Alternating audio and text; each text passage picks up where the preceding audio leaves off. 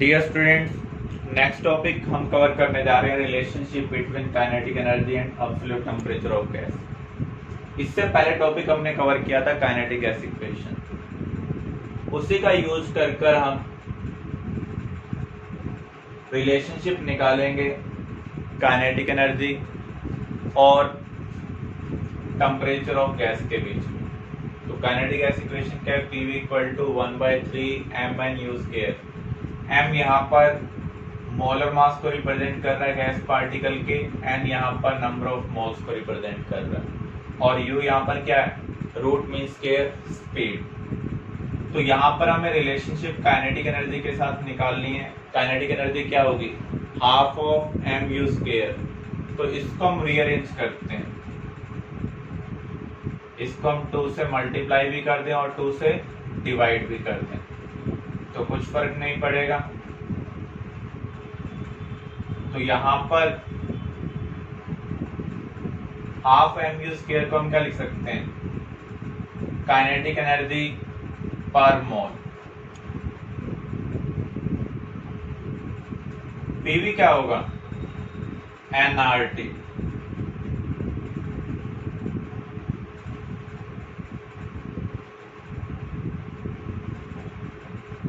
तो यहाँ पर n से n क्या हो रहा है? कैंसिल हो रहा है। तो आपको काइनेटिक एनर्जी पर मोल क्या मिल रही है? 3/2RT। इसको हम एवरेज काइनेटिक एनर्जी भी बोल सकते हैं। तो आप क्या देख रहे हैं? जो एवरेज काइनेटिक एनर्जी है वो केल्विन टेम्परेचर के एब्सोल्यूट टेम्परेचर के डायरेक्टली प्रोपोर्शनल है। गैस के नेचर से क्या है? इंडिपेंडेंट है। गैस कोई भी हो, चाहे हाइड्रोजन है, हीलियम है, नाइट्रोजन है, अगर सबका टेम्परेचर सेम है तो एवरेज काइनेटिक एनर्जी भी क्या होगी? सेम होगी। एवरेज काइनेटिक एनर्जी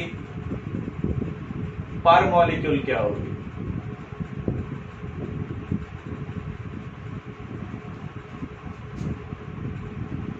अगर हम इसको एवोगैड्रो से डिवाइड कर दें, क्योंकि 1 मोल के लिए एवोगैड्रो से डिवाइड करेंगे तो ये पर मॉलिक्यूल के लिए आ जाएगी। तो 3/2 इंटू R बाय एवोगैड्रो को हम क्या कहेंगे? एक कांस्टेंट कहेंगे, क्योंकि R भी कांस्टेंट है और एवोगैड्रो भी कांस्टेंट है। इस कांस्टेंट को हम क्या बोलते हैं? Boltzmann constant. तो जो एवरेज काइनेटिक एनर्जी है, चाहे वो पर मोल हो चाहे वो पर मॉलिक्यूल हो, वो एब्सोल्यूट टेम्परेचर के डायरेक्टली प्रोपोर्शनल होती है। गैस के नेचर और क्वांटिटी से क्या होती है? इंडिपेंडेंट होती है। टोटल काइनेटिक एनर्जी हम कैसे निकालेंगे? Kinetic energy per mole into number of moles of gas. तो यहां पर ये क्या है? 3/2RT into n। तो जब भी आपको टोटल काइनेटिक एनर्जी कैलकुलेट करनी हो तो आपको रिलेशनशिप यूज करनी है 3/2nRT। तो यहाँ पर ये क्वांटिटी के ऊपर डिपेंड कर रही है, जबकि एवरेज ना तो क्वांटिटी के ऊपर डिपेंड करती है ना ही नेचर के ऊपर डिपेंड करती है। Calculate the average kinetic energy per molecule and total kinetic energy of 2 mole of an ideal gas at 25 degree Celsius. Average kinetic energy का फार्मूला क्या होगा? 2 टाइप की है, पर मोल और पर मॉलिक्यूल। यहाँ पर हमसे क्या पूछा हुआ है? पर मॉलिक्यूल पूछा हुआ है। तो पर मॉलिक्यूल के लिए क्या रिलेशनशिप है? 3/2 into R bye Avogadro into kelvin temperature. तो यहाँ पर R की वैल्यू क्या पुट करेंगे? जब भी एनर्जी का केस आ जाए तो R की वैल्यू 8.314 जूल के टर्म में, कैलोरी के टर्म में 2। मान लीजिए हमें एवरेज काइनेटिक एनर्जी कैलोरी की फॉर्म में निकालनी है तो R की वैल्यू हम 2 पुट कर लेंगे। एवोगैड्रो की वैल्यू क्या होगी? 6.0 इंटू 10⁻⁻23। टेम्परेचर आपको केल्विन में लेना है, 25 डिग्री सेल्सियस दिया हुआ है। इसे आप सॉल्व कर लें, आपको एवरेज काइनेटिक एनर्जी मिल जाएगी। दूसरा आपको क्या निकालना था, टोटल काइनेटिक एनर्जी। तो टोटल काइनेटिक एनर्जी क्या होगी, 3/2 into N R T. N की वैल्यू आपको दी हुई है, कितने मोल्स के लिए हमें निकालना है, 2। आर की वैल्यू आप 2 पुट कर लें, क्योंकि एनर्जी हम किस में निकालने जा रहे हैं, कैलोरी में। Temperature 298 kelvin. सॉल्व कर लें, तो इस तरीके से आप एवरेज काइनेटिक एनर्जी और टोटल काइनेटिक एनर्जी कैलकुलेट कर सकते हैं। क्लियर।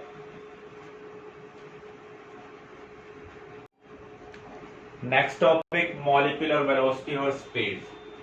मॉलिक्यूलर वेलोसिटी और स्पीड 3 टाइप की हैं। एक तो एवरेज वेलोसिटी या एवरेज स्पीड भी हम बोल सकते हैं, इसको हम रिप्रेजेंट करते हैं यू एवरेज से। दूसरा है root mean square speed,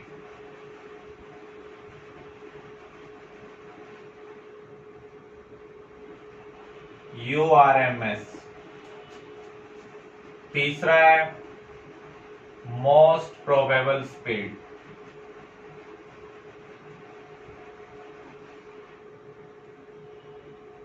UMP।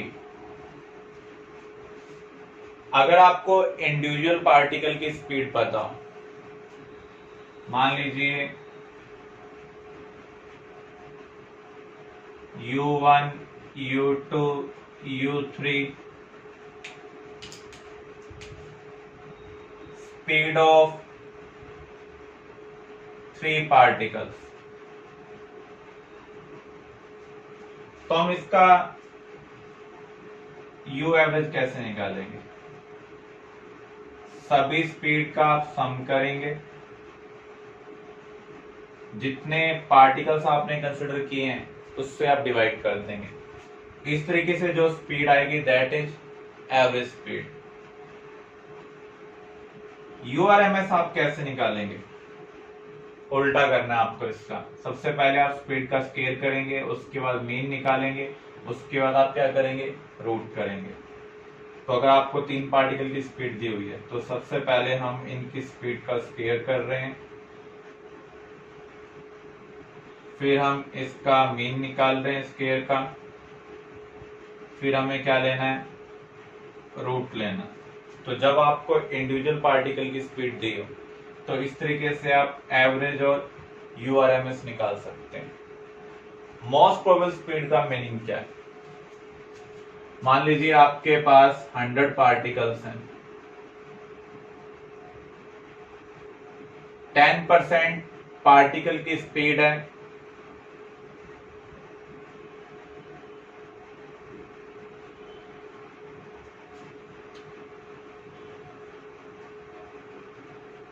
100 metre per second, और 70% की है 20 मीटर पर सेकेंड, अनदर 10% की है 1 मीटर पर सेकेंड। अगर आप इस ग्रुप में से किसी भी पार्टिकल को पिक करते हैं, तो कौन से स्पीड की पॉसिबिलिटी सबसे ज्यादा होगी, जो ज्यादा परसेंटेज से बिलोंग करेगा। तो यहाँ पर जो 70% पार्टिकल है उनकी स्पीड क्या है, 20 मीटर पर सेकेंड। इसलिए 20 मीटर पर सेकेंड क्या है, मोस्ट प्रोबेबल स्पीड है। ऐसी स्पीड जो ज्यादातर पार्टिकल से बिलोंग करती हो, उसे हम क्या कहेंगे, मोस्ट प्रोबेबल स्पीड। तो अगर आपको इस टाइप की इंफॉर्मेशन दी हुई है, तो इस तरीके से आप इन स्पीड को डिटरमाइन कर सकते हैं। अगर आपके पास इंडिविजुअल पार्टिकल की स्पीड नहीं है, तो उस केस में आप कैसे डिटरमाइन करेंगे।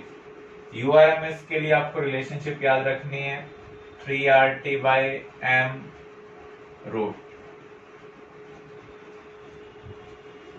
UMP क्या होगा, 2RT/m रूट, और ये है 8RT/πm रूट। तो अगर आपके पास इंडिविजुअल पार्टिकल की स्पीड नहीं है और आपको directly average, root mean square या मोस्ट प्रोबेबल स्पीड निकालनी है, तो उस केस में आप इन रिलेशनशिप का यूज कर सकते हैं। अगर हम इन रिलेशनशिप का कंपैरिजन करें, सब में RT/m सेम है, तो सबसे ज्यादा स्पीड कौन सी होगी इन तीनों में से? URMS, क्योंकि ये √3 है। उसके बाद U एवरेज 8/π√, ये 2 और 3 के बीच में लाई कर रहा है, जबकि यहां पर आपको किसको देखना है? √2 को। तो जब हम कंपैरिजन करते हैं तो कॉमन चीज को आप कंसिडर नहीं करते हैं, अदर फैक्टर के बेस पर आप डिसाइड करेंगे। तो सबसे कम स्पीड कौन सी होगी? Most probable speed. तो इस तरीके से हम मॉलिक्यूलर स्पीड को डिटरमाइन कर सकते हैं। The gas molecules have root mean square velocity of 1000 metre per second. What is average velocity? Root mean square velocity का रिलेशनशिप क्या है? 3RT/m root. इसकी वैल्यू आपको दी हुई है 1000 मीटर पर सेकेंड। इसे आप इक्वेशन 1 कंसिडर कर लें।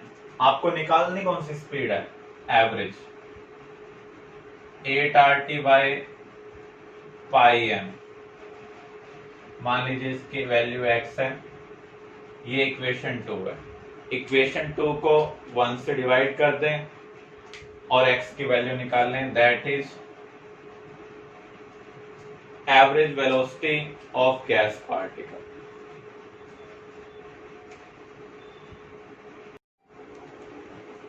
Calculate the temperature at which root mean square velocity of sulfur dioxide molecule is same as that of O2 molecule at 27 degree Celsius.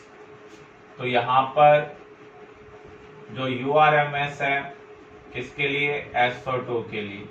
वो किसके इक्वल होना चाहिए? URMS O2 के लिए। तो फार्मूला क्या है इसका? 3RT/m।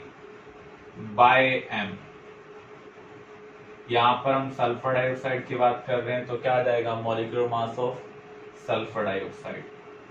टेम्परेचर यहां पर sulphur dioxide, 3RT temperature regarding oxygen upon molar mass of oxygen. इसका हमें रूट लेना है। रूट से रूट क्या हो जाएगा? कैंसिल। 3R से 3R क्या हो जाएगा? कैंसिल। तो यहां पर आप टेम्परेचर ऑफ SO2 निकाल लें। आपको ध्यान रखना है जो टेम्परेचर हम पुट करेंगे वो केल्विन में पुट करना है। तो यहां पर आप केल्विन के टर्म में टेम्परेचर को ऑब्टेन कर लेंगे, क्योंकि आपको SO2 का मोलर मास पता है, O2 का मोलर मास पता है, ऑक्सीजन का टेम्परेचर आपको डिग्री सेल्सियस में दिया हुआ है, इसको हमें जस्ट केल्विन में पुट करना है। क्लियर?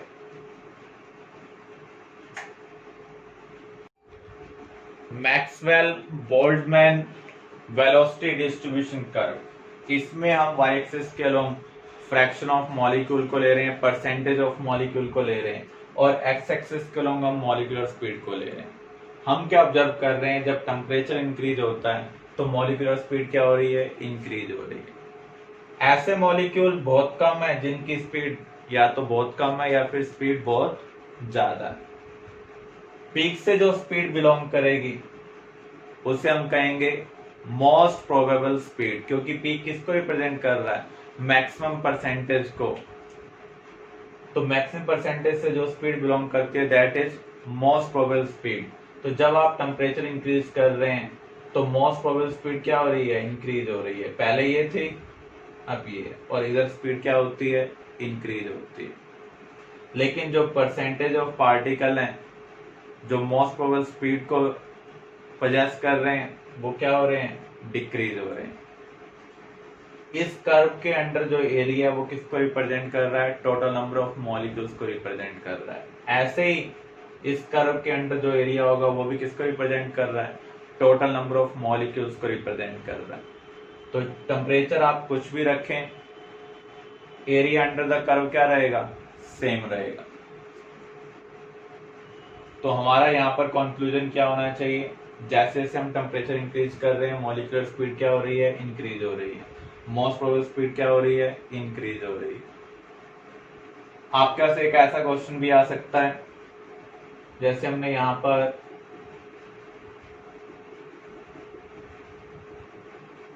कुछ लाइंस को मार्क कर दिया और इनके कॉरस्पॉन्डिंग जो स्पीड है वो दे दिए। आपसे पूछा जाएगा यहाँ पर URMS कौन सा है, U एवरेज कौन सा है, मोस्ट प्रोबेबल कौन सा है। अभी हमने ऑर्डर स्टडी किया था, सबसे ज्यादा कौन सी होती है, URMS, उसके बाद U एवरेज, उसके बाद UNP। तो जो पीक से स्पीड बिलोंग करती है वो क्या होनी चाहिए, मोस्ट प्रोबेबल होनी चाहिए। इससे ज्यादा वाली कौन सी होगी,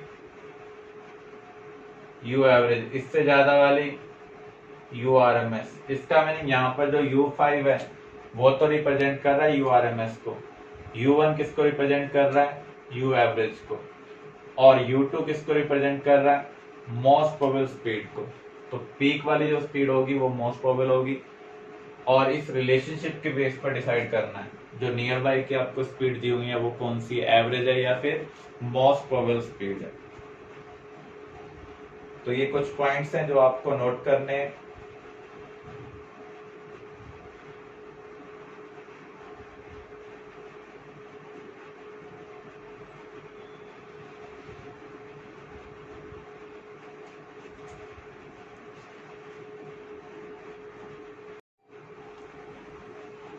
explanation of Boyle's law on the basis of kinetic gas theory और kinetic gas equation.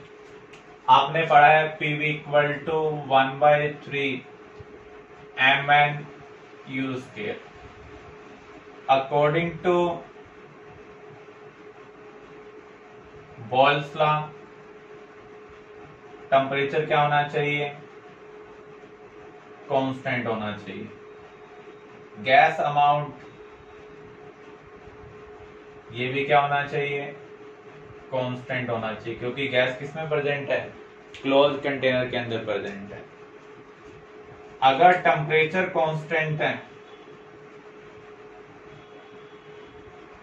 Gas same है, तो C भी क्या होगा, कांस्टेंट होगा, या फिर हम ये कह सकते हैं U भी क्या होगा, कांस्टेंट होगा। इसलिए हम क्या कह सकते हैं, so in equation 1/3 mn U square, ये क्या है, कांस्टेंट है। किसी भी गैस का जो मास है वो कांस्टेंट होगा क्योंकि क्लोज कंटेनर में गैस प्रेजेंट है। या मोलर मास कंसीडर करें तो भी ये क्या है, कांस्टेंट है। एन नंबर ऑफ मोल्स को रिप्रेजेंट कर रहा है। जब तक गैस क्लोज कंटेनर के अंदर प्रेजेंट है तो ये क्या होगा, कांस्टेंट। टेम्परेचर कांस्टेंट है तो स्पीड भी क्या होगा, कांस्टेंट होगी। इसलिए हम पीवी को क्या कह सकते हैं, कांस्टेंट कह सकते हैं, और यही बॉयल्स लॉ की रिलेशनशिप है। क्लियर। अब हम इसको एक्सप्लेन करते हैं using kinetic gas equation derivation में जो हमने कुछ पॉइंट कंसीडर किए थे। जब आप वॉल्यूम इंक्रीज करते हैं तो क्या होता है, जो हमने इमेजिनरी क्यूब कंसीडर की थी उसकी लेंथ क्या हो रही है, इंक्रीज हो रही है। अगर लेंथ इंक्रीज होगी तो जो ट्रैवलिंग डिस्टेंस है अनदर स्ट्राइक के लिए वो क्या होगा, इंक्रीज होगा। तो यहां पर UX/12 किसको रिप्रेजेंट करता है, number of strike per unit time. Number of strike per unit time on A face,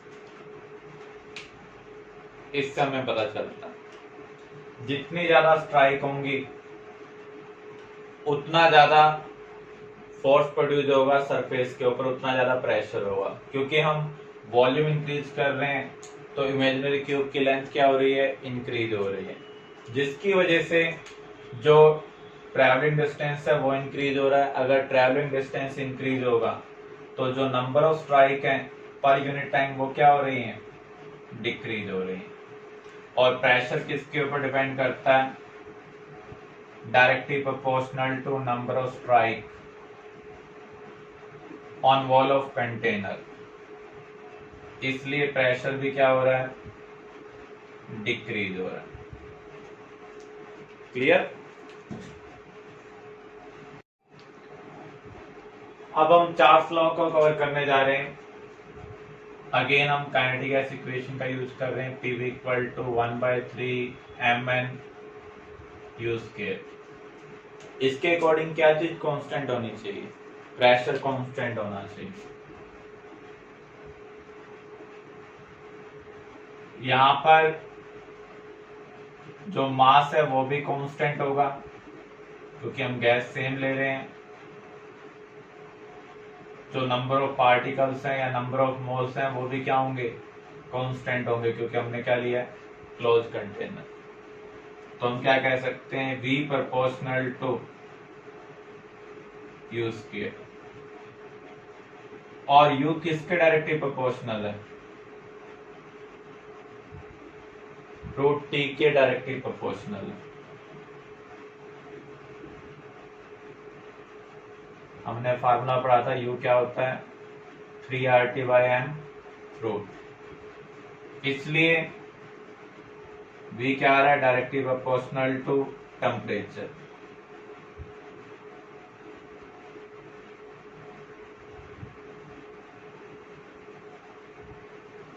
यही मैथमेटिकल रिलेशनशिप थी फॉर चार्ल्स लॉ। अब हम इसको लॉजिकली एक्सप्लेन करते हैं। जब आप टेम्परेचर इंक्रीज कर रहे हैं तो स्पीड क्या हो रही है, इंक्रीज हो रही है। Number of strike per unit time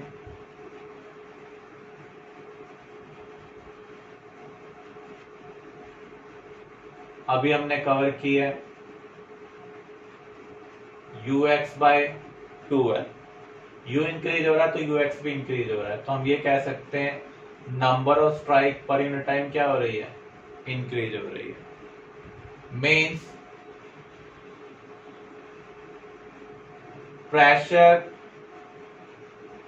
gate increase, क्योंकि प्रेशर किसके ऊपर डिपेंड करता है, number of strike per unit time के ऊपर डिपेंड करता है। लेकिन आपको पता है यहां पर हमें प्रेशर क्या करना है,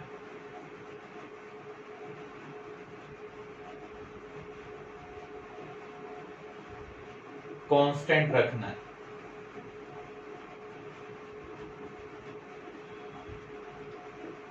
ऐसा तभी हो सकता है जब नंबर ऑफ स्ट्राइक क्या हो जाए, कांस्टेंट हो जाए।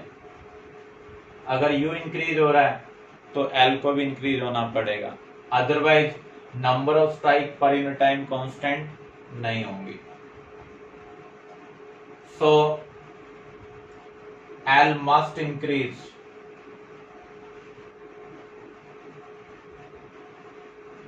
in order to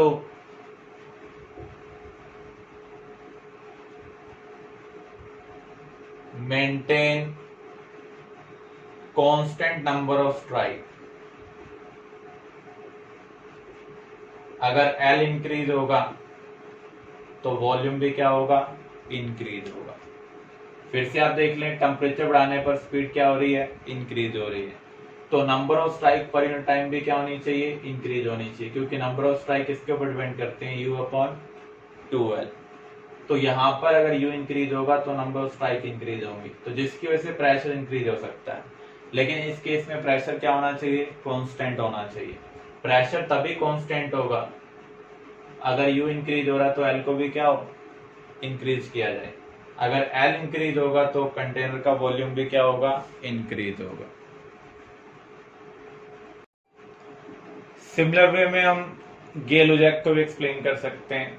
वहां पर हमें क्या लेना होगा, वॉल्यूम को कांस्टेंट लेना होगा। क्लोज कंटेनर है तो मास भी कांस्टेंट होगा, नंबर ऑफ पार्टिकल भी क्या होंगे, कांस्टेंट होंगे। तो यहाँ पर हम क्या कह सकते हैं, P proportional to U square, क्योंकि यहाँ पर टेम्परेचर कांस्टेंट नहीं है। U किसके ऊपर डिपेंड कर रहा है, रूट ऑफ टेम्परेचर के डायरेक्टली प्रोपोर्शनल है, तो P क्या होगा, रूट ऑफ टेम्परेचर के स्क्वायर के डायरेक्टली प्रोपोर्शनल होगा, क्योंकि यहाँ पर U स्क्वायर है। तो P directly proportional to T। तो ये रिलेशनशिप किसके लिए है, गेल-लेक के लिए। अगर हम टेम्परेचर इंक्रीज करें तो स्पीड क्या होगी, इंक्रीज होगी। अगर स्पीड इंक्रीज होगी तो number of strike per unit time increase होंगी, और L यहाँ पर क्या है, कांस्टेंट, क्योंकि हम यहाँ पर जो कंटेनर है उसका वॉल्यूम क्या ले रहे हैं, कांस्टेंट ले रहे हैं। अगर नंबर ऑफ स्ट्राइक इंक्रीज होंगी तो प्रेशर भी क्या होगा, इंक्रीज होगा। Calculate the root mean square velocity of oxygen if its density is 0.0081 gram per milliliter at 1 atmosphere. Root mean square velocity की रिलेशनशिप क्या है, 3RT by m रूट, लेकिन यहाँ पर डेंसिटी गिवन है और डेंसिटी की रिलेशनशिप भी हमने कवर की हुई है। डेंसिटी क्या होती है, PM by RT। तो हम यहाँ पर RT by m की जगह क्या लिख सकते हैं, P by रो। तो अब न्यू रिलेशनशिप क्या होगी, 3P by रो। तो जब भी हम स्पीड एलिमेंट कोई भी न्यूमेरिकल सोल्व करेंगे, या तो हमें एसआई सिस्टम फॉलो करना पड़ेगा या फिर सीजीएस। एसआई सिस्टम के अकॉर्डिंग जो प्रेशर है वो न्यूटन पर मीटर स्क्वायर है, लेकिन अगर हम यूज करते हैं सीजीएस तो हमें प्रेशर लेना होगा डाइन पर सेंटीमीटर स्क्वायर। आपको ध्यान रखना है 1 एटमॉस्फेयर 1013.250 डाइन पर सेंटीमीटर स्क्वायर के इक्वल है। तो यहां पर प्रेशर हम पुट कर रहे हैं डाइन पर सेंटीमीटर स्क्वायर में, आपको एटमॉस्फेयर में दिया हुआ है, इसको डाइन में कन्वर्ट कर लेना है। डेंसिटी ग्राम पर क्यूबिक सेंटीमीटर, या फिर हम कह सकते हैं ग्राम पर ml की फॉर्म में आपको पुट करना है, और जो डेंसिटी आपको दी हुई है वो ग्राम पर ml की फॉर्म में दी हुई है। अगर हम सेकंड केस को कंसिडर करें तो आपको इथेन की निकालनी है, तो यहां पर भी हम रूट मीन स्क्वायर वेलोसिटी निकाल रहे हैं, तो रिलेशनशिप क्या होगी, 3RT by m root. Temperature आपको गिवन है, केल्विन में कन्वर्ट कर लें। इथेन का फार्मूला आपको पता है, मोलर मास निकाल लें। डायरेक्टली इस फार्मूला का यूज कर हम वैल्यू निकाल सकते हैं। यहां पर आपको ध्यान रखना होगा R की वैल्यू क्या पुट करनी है। अगर आप मास ग्राम में ले रहे हैं, मीन सीजीएस सिस्टम को फॉलो कर रहे हैं, तो R की वैल्यू होगी 8.314 इंटू 10⁻⁷ R। टेम्परेचर किस में पुट करना है, केल्विन में पुट करना है। Clear? At what temperature will hydrogen molecule have the same root mean square velocity as the nitrogen gas molecule at 27 degree Celsius? पहले भी हम इस टाइप का क्वेश्चन कवर कर चुके हैं। 3RT अपॉन मोलर मास। अगर हम हाइड्रोजन की बात कर रहे हैं तो यहाँ पर हम टेम्परेचर भी हाइड्रोजन का लेंगे और मोलर मास भी हाइड्रोजन का। किसके इक्वल होगा, सेम दिया हुआ root mean square velocity of nitrogen के, तो रिलेशनशिप तो सेम ही होगी। 3RT यहाँ पर टेम्परेचर हम किसका लेंगे, नाइट्रोजन का, upon molar mass of nitrogen.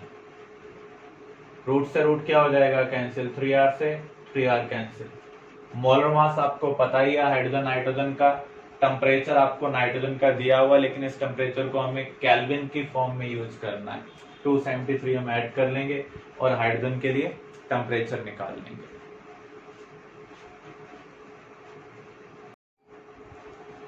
If a gas is expanded at constant temperature, the kinetic energy of the molecule. आपको पता है जो काइनेटिक एनर्जी है वो एब्सोल्यूट टेम्परेचर के डायरेक्टली प्रोपोर्शनल है। अगर टेम्परेचर कांस्टेंट है तो उस केस में काइनेटिक एनर्जी भी क्या होगी, कांस्टेंट होगी। इसलिए आपका आंसर क्या होना चाहिए, remains same. The relationship between PV and kinetic energy of an ideal gas is, आपने पढ़ा था पीवी किसके इक्वल होता है, 1/3 mn u स्क्वायर। अगर हमें इसको काइनेटिक एनर्जी के साथ रिलेट करना है तो हम क्या कर सकते हैं, इसको 2 से मल्टीप्लाई भी कर सकते हैं और डिवाइड भी कर सकते हैं।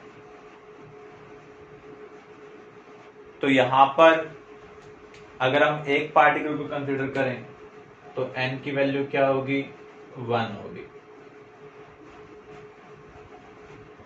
हाफ mu स्क्वायर किसके इक्वल होता है, काइनेटिक एनर्जी। तो हम यहां पर क्या कह सकते हैं, PV equal to 2/3 times of kinetic energy per molecule. तो यहां पर आपका आंसर क्या होना चाहिए, थर्ड होना चाहिए।